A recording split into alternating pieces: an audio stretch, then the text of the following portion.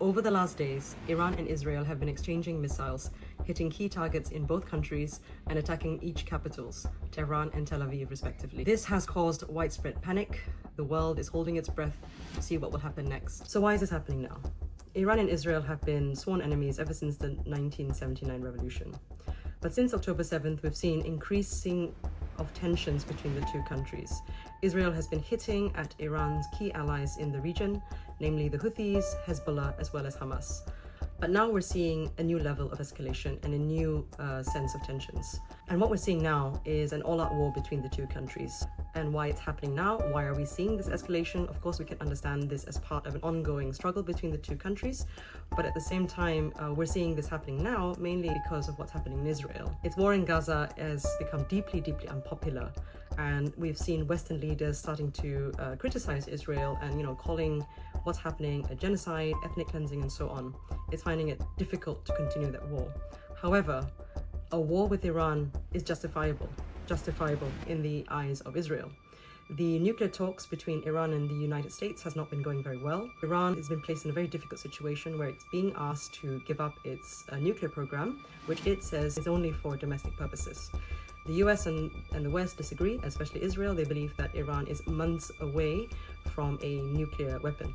However, because there is a breakdown in negotiations on the nuclear issue, the US feels quite pressured, Israel feels pressured, and Israel therefore saw a unique opportunity to hit out at Iran, target its nuclear scientists and its nuclear sites as a way to push Iran further into agreeing to the terms. So this is why it's happening. On one hand, because of what's happening in Gaza, as a way to just continue justifying military action and to continue getting aid from the West and support from the West.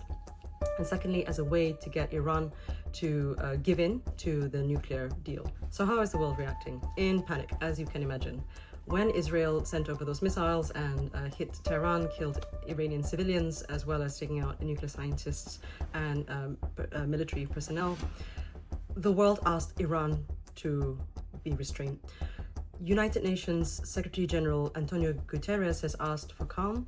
The UN Security Council, in an emergency meeting, has also urged for both Iran and Israel to show further restraint. So what does this mean for Malaysia and ASEAN? Thankfully, Malaysia and ASEAN are geographically shielded from the actual conflict, but we might be affected economically. And this is the main way in which the conflict will affect us here in Malaysia and ASEAN.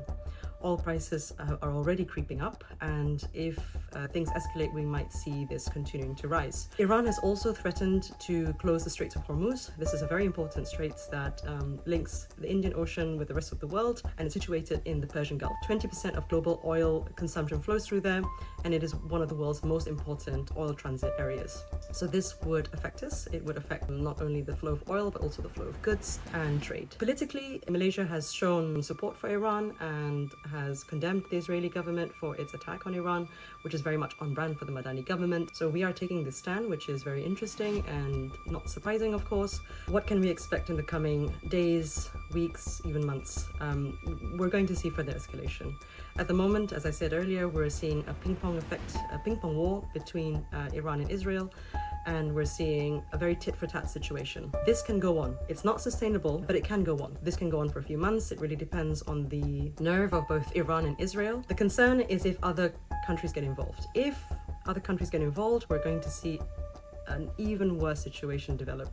Iran has already said that it will attack UK and US assets in the Persian Gulf and in the nearby region, which will again attract, obviously, perhaps even NATO intervention, a declaration of war between the US and Iran, and so on. This is probably worst case scenario. But at the same time, I'm quite interested in what's happening in Iran itself. The Iranian Islamic Republic has been going through a lot of domestic problems recently with the Women Life Freedom movement, with internal divisions and so on.